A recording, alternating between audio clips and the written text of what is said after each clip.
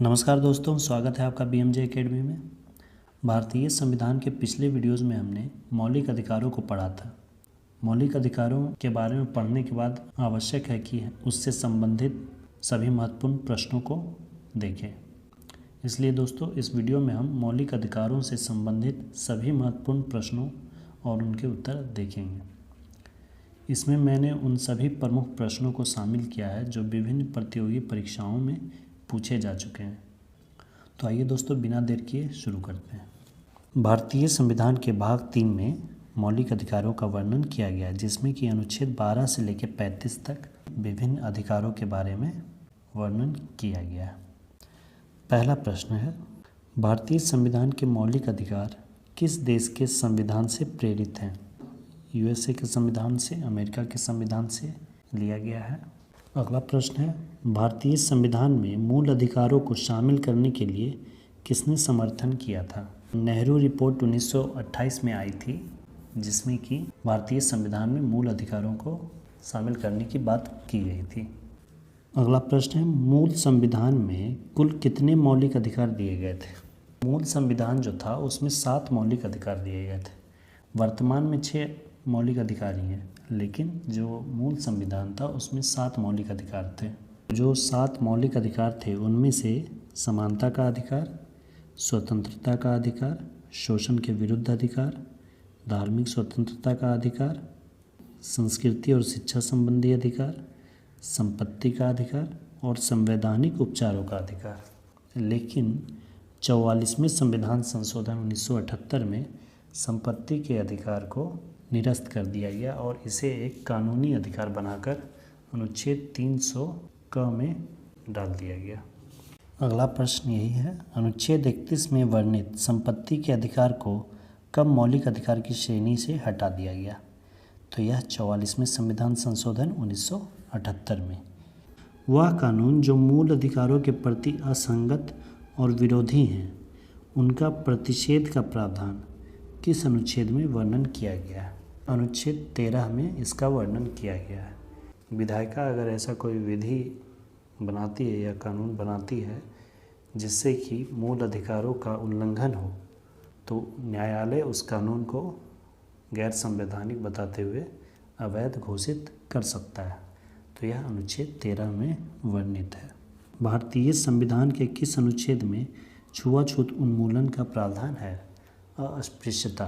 अनुच्छेद 17 में इसका वर्णन किया गया है। अस्पृश्यता का अंत। मौलिक अधिकारों की एक प्रमुख विशेषता क्या है? तो इसकी प्रमुख विशेषता है कि यह न्यायालय में प्रवर्तनीय है। न्यायालय में प्रवर्तनीय का मतलब हुआ कि यदि यह अधिकार किसी भारतीय नागरिक को नहीं दिया गया तो फिर वह इसके विरोध में न्यायालय जा सकता है। अगला प्रश्न है, भारतीय संविधान के किस अनुच्छेद में कानून का समान संरक्षण का वर्णन है? तो कानून का समान संरक्षण यानी समता का अधिकार वह अनुच्छेद 14 में है, जिसमें कि विधि के समक्ष समता एवं विधियों का समान संरक्षण की बात कही गई है। अगला है, मौलिक अधिकारों के अंतर्गत बच्चों के शोषण के विरुद्ध संबंधित अनुच्छेद कौन है?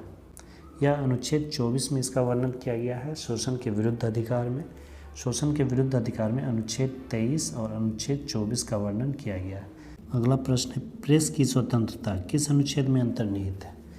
तो प्रेस की स्वतंत्रता अनुच्छेद 19A, बोलने की स्वतंत्रता का अधिकार में अनुच्छेद 19 से अनुच्छेद 22 तक वर्णन किया गया है, जिसमें अनुच्छेद 19 में अभिव्यक्ति की स्वतंत्रता है। अनुच्छेद 19 के अंतर्गत 6 प्रकार की स्वतंत्रता का वर्णन किया गया है, जिसमें 19A में बोलने की स्वतंत्रता, बोलने का अधिकार, प्रदर्शन करने का अधिकार, विरोध का अधिकार की बात की गई है। अगला प्रश्न है, किसी व्यक्ति के विदेश यात्रा के अधिकार को कौन सा अनुच्छेद संरक्षण प्रदान करता है? कोई व्यक्ति अगर विदेश यात्रा करना चाहता है तो उसे ये अधिकार है। तो यह अधिकार किस अनुच्छेद के द्वारा उसे दिया गया है? तो यह दिया गया है अनुच्छेद 21 के तहत। अनुच्छेद 21 में वर्णन किया गया है प्राण एवं दैहिक स्वतंत्रता यानी प्राइवेसी। तो इसके अंतर्गत प्रत्येक व्यक्ति को जीने का अधिकार है, कहीं घूमने का अधिकार है, अपनी प्राइवेसी का अधिकार है और इसमें ही अनुच्छेद 21A में शिक्षा का भी अधिकार की चर्चा की गई है। अगला प्रश्न यही है, अनुच्छेद 21A में किसका वर्णन किया गया है? RTE, राइट टू एजुकेशन, शिक्षा का अधिकार। तो 21A में राइट टू एजुकेशन, शिक्षा का अधिकार दिया गया है, जो कि 86वें संविधान संशोधन 2002 के द्वारा इसे जोड़ा गया था। अगला प्रश्न है, मौलिक अधिकारों का संरक्षक कौन है? मौलिक अधिकारों का संरक्षक है सर्वोच्च न्यायालय और उच्च न्यायालय। यदि किसी व्यक्ति के मौलिक अधिकारों का हनन होता है तो वह सर्वोच्च न्यायालय और उच्च न्यायालय में जाकर अपील कर सकता है, जिसके पश्चात सर्वोच्च न्यायालय अनुच्छेद 32 के तहत और उच्च न्यायालय अनुच्छेद 226 के तहत रिट जारी करता है। अगला प्रश्न, व्यक्तिगत स्वतंत्रता के लिए न्यायालय कौन सा रिट जारी करता है? तो ये होता है हैबियस कॉर्पस रिट, व्यक्तिगत स्वतंत्रता के लिए। इसका अर्थ हुआ कि यदि किसी व्यक्ति को गिरफ्तार कर लिया गया और उसे 24 घंटे के अंदर मजिस्ट्रेट के पास उपस्थित नहीं किया गया, तो जिस व्यक्ति को हिरासत में लिया गया है वह व्यक्ति न्यायालय में याचिका दायर कर सकता है, जिसके पश्चात न्यायालय बंदी प्रत्यक्षीकरण हैबियस कॉर्पस रीट जारी करता है उस पदाधिकारी को जिसने उसे गिरफ्तार किया है। अगला है, संसद को मौलिक अधिकारों में संशोधन करने का अधिकार किस केस के फैसले से मिला? यह अधिकार मिला केशवानंद भारती बनाम केरल। ये केरल के थे, केरल सरकार से इनका केस चला। उसके बाद फिर वही केस उच्चतम न्यायालय में भी आया, जहाँ की उच्चतम न्यायालय में 13 जजों की बेंच बैठी, जिसमें कि 7 और 6 के रेशियो से यह फैसला सुनाया गया कि जो मौलिक अधिकार हैं उसमें संशोधन किया जा सकता है, लेकिन जो वास्तविक जो ढांचा है संविधान का उसे परिवर्तित नहीं कर सकते हैं। संशोधन कर सकते हैं लेकिन जो मौलिक ढांचा जो है उसमें छेड़छाड़ नहीं कर सकते हैं। तो मौलिक अधिकारों में संशोधन करने का अधिकार इस केस के फैसले के बाद ही आया। उच्चतम न्यायालय के इतिहास में अब तक की सबसे बड़ी बेंच इसी केस के लिए इसी जजमेंट की थी, जिसमें कि 13 जजों की बेंच थी। अगला है, वैसे कौन से मौलिक अधिकार हैं जो सिर्फ भारतीय नागरिकों को प्राप्त है, विदेशियों को नहीं? जो सिर्फ भारतीय नागरिक है उन्हें ही ये मौलिक अधिकार प्राप्त है। तो इनमें से है अनुच्छेद 15 विभेद का प्रतिषेध। इसका अर्थ हुआ कि किसी भी व्यक्ति को धर्म, मूल, वंश, लिंग, जन्मस्थान के आधार पर उसके साथ भेदभाव नहीं कर सकते हैं। अनुच्छेद 16 नियोजन में अवसर, राज्य या संघ के अधीन किसी भी पद पर नियोजन या नियुक्ति से संबंधित विषयों में सभी नागरिकों को समान अवसर। अनुच्छेद 19 अभिव्यक्ति की स्वतंत्रता और अनुच्छेद 29-30 यह अल्पसंख्यकों के लिए है। यह जो 5 अनुच्छेद है, अनुच्छेद 15, अनुच्छेद 16, अनुच्छेद 19 और अनुच्छेद 29-30, यह सिर्फ भारतीय नागरिकों को ही प्राप्त है। कोई विदेशी इन अधिकारों का दावा नहीं कर सकता। अगला है, राष्ट्रीय आपात के समय में किन मौलिक अधिकारों को निरस्त नहीं किया जा सकता? तो राष्ट्रीय आपात जब लगता है तो मौलिक अधिकारों पर प्रतिबंध लग जाता है, लेकिन अनुच्छेद 20 और अनुच्छेद 21 को आपातकाल के समय में भी निरस्त नहीं किया जा सकता। अगला प्रश्न है, 6 से 14 आयु वर्ग के बच्चों को निःशुल्क शिक्षा का अधिकार किस अनुच्छेद में वर्णित है? तो यह अनुच्छेद 21C में, अनुच्छेद 21 जीवन का अधिकार, उसी के अंतर्गत इसे जोड़ा गया है, क्योंकि शिक्षा भी जीवन जीने के लिए महत्वपूर्ण है। अगला प्रश्न है, बंधुआ मजदूर उन्मूलन अधिनियम संसद ने कब पारित किया था? बंधुआ मजदूर उन्मूलन अधिनियम 1976 में पारित किया गया था। अगला प्रश्न है, डॉक्टर भीमराव अंबेडकर ने किस अनुच्छेद को भारतीय संविधान की आत्मा की संज्ञा दी है? डॉक्टर भीमराव अंबेडकर ने अनुच्छेद 32 को भारतीय संविधान की आत्मा की संज्ञा दी है। अनुच्छेद 32 में संवैधानिक उपचारों का अधिकार की बात की गई है। इसे भारतीय संविधान की आत्मा की संज्ञा इसलिए दी गई क्योंकि यदि किसी भी नागरिक के अधिकारों का हनन होता है तो यही अनुच्छेद उस व्यक्ति को उसके अधिकार दिला सकता है। अगला प्रश्न है, मौलिक अधिकारों में संशोधन की शक्ति किसे प्राप्त है? तो यह शक्ति केवल संसद को प्राप्त है अनुच्छेद 35 के तहत। मौलिक अधिकारों के निलंबन का आदेश कौन दे सकता है? यह केवल राष्ट्रपति दे सकते हैं।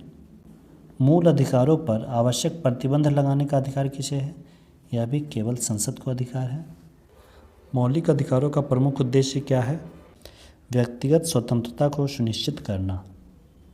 मूल अधिकारों को प्रवर्तन करने की शक्ति किसे प्राप्त है? यह सर्वोच्च न्यायालय और उच्च न्यायालय दोनों को है। सर्वोच्च न्यायालय अनुच्छेद 32 के तहत और उच्च न्यायालय अनुच्छेद 226 के तहत। स्वतंत्रता के अधिकार के अंतर्गत कौन से अनुच्छेद हैं? स्वतंत्रता के अधिकार में अनुच्छेद 19 से अनुच्छेद 22 तक है। बंधुआ मजदूरी और मानव व्यापार पर प्रतिबंध किस अनुच्छेद के तहत है? अनुच्छेद 23। स्वतंत्रता के अधिकार में अनुच्छेद 19 के अंतर्गत कितने प्रकार की स्वतंत्रता का वर्णन है?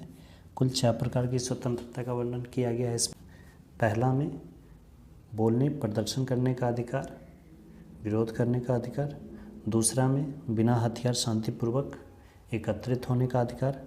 तीसरा में सभा संघ समिति बनाने का अधिकार। चौथा में देश के किसी हिस्से में आवागमन आने जाने का अधिकार। पाँचवा में देश के किसी भी हिस्से में निवास करने। और छठा में देश के किसी भी हिस्से में व्यवसाय या पेशा करने का अधिकार। किसी अपराधी को खुद की गवाही या अभिशंसन के लिए बाध्य नहीं किया जा सकता। यह किस अनुच्छेद में वर्णित है? यह अनुच्छेद 20 में वर्णित है। यदि किसी व्यक्ति को गिरफ्तार किया जाता है तो कितने समय के अंदर उसे मजिस्ट्रेट के समक्ष उपस्थित करना होता है? तो यह 24 घंटे के अंदर करना होता है, जिसमें कि आने जाने के समय को इंक्लूड नहीं करते हैं।